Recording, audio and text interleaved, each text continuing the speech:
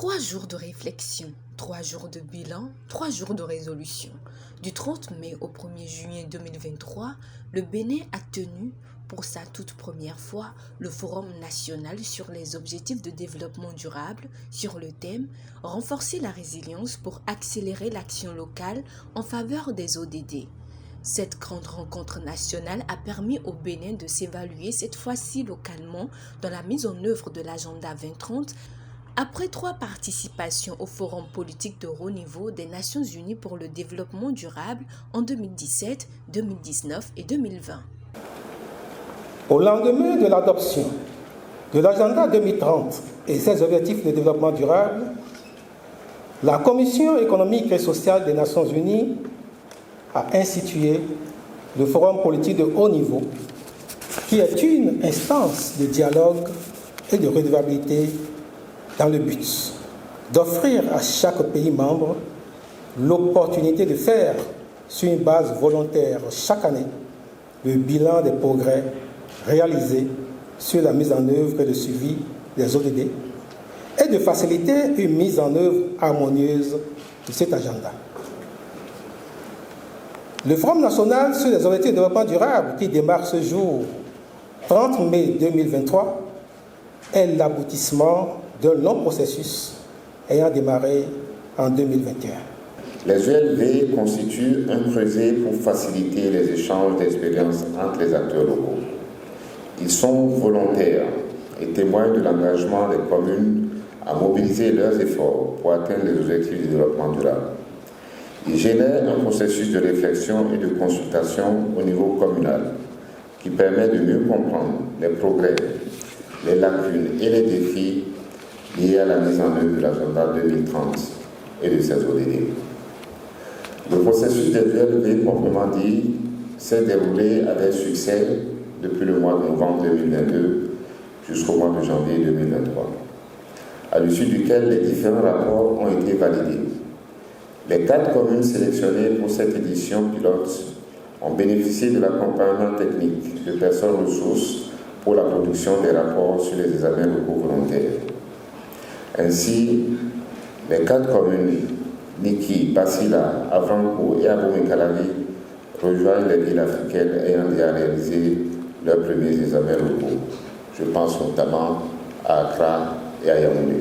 Ce forum, organisé par le ministère du Développement et de la Coordination de l'Action gouvernementale à travers la Direction de la Coordination et du Suivi des ODD, a rassemblé les maires des communes, les préfets des 12 départements, les organisations de la société civile, les partenaires techniques et financiers et toutes les autres parties prenantes impliquées dans la mise en œuvre de l'agenda 2030. Au Bénin, la mise en œuvre du PAG 1 et maintenant du PAG 2021-2026 a mis en marche un train de réformes structurelles audacieuses qui ont généré des progrès très significatifs.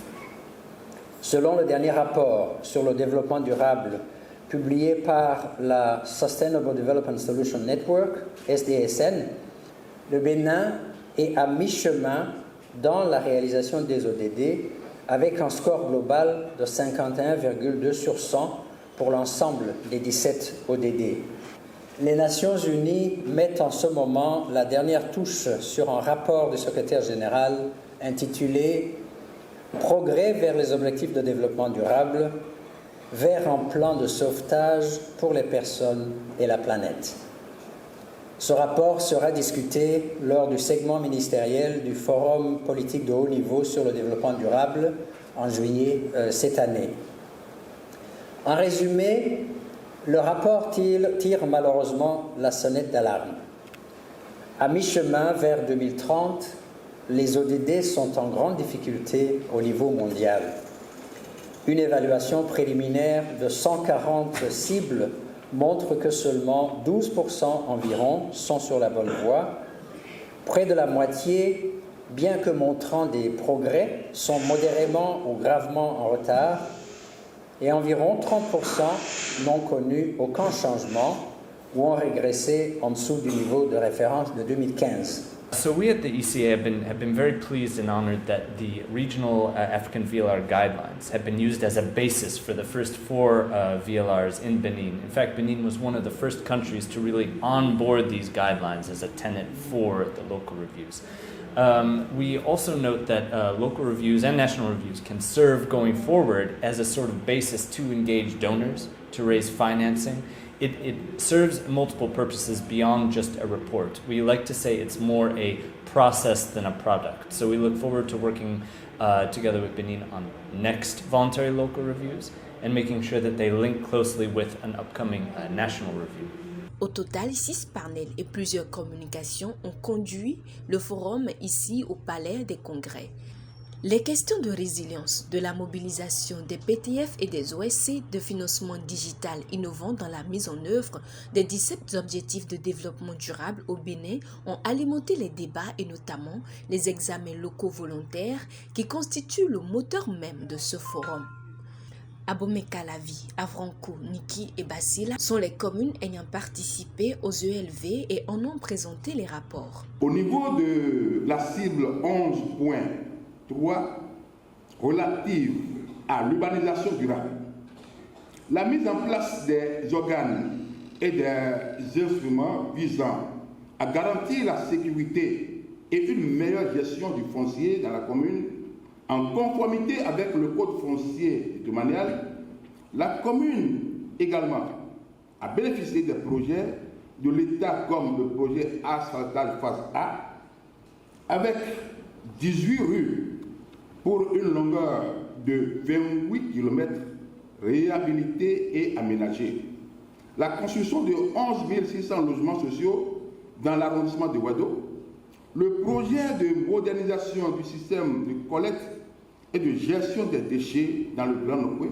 Ce rapport, de par sa philosophie, constitue un outil de suivi de la mise en œuvre des ODD au niveau local. Son élaboration a été donc une expérience enrichissante qui a révélé les lacunes, surtout en ce qui concerne le suivi des actions de développement dans la commune. Lorsque nous nous intéressons aux 10 cibles, Avranches a certes réalisé quelques progrès, mais il reste beaucoup à faire. En général, les niveaux de réalisation varient pour les niveaux d'atteinte du faible au moyen et parfois pour d'autres jusqu'à un niveau excellent. Nous allons revenir là-dessus dès que nous serons en train de parcourir chaque cible. Certes, en dehors des 10 sites spatialisés, d'autres cibles ont connu des avancées. À la spatialisation prochaine, on verra comment intégrer ces cibles-là.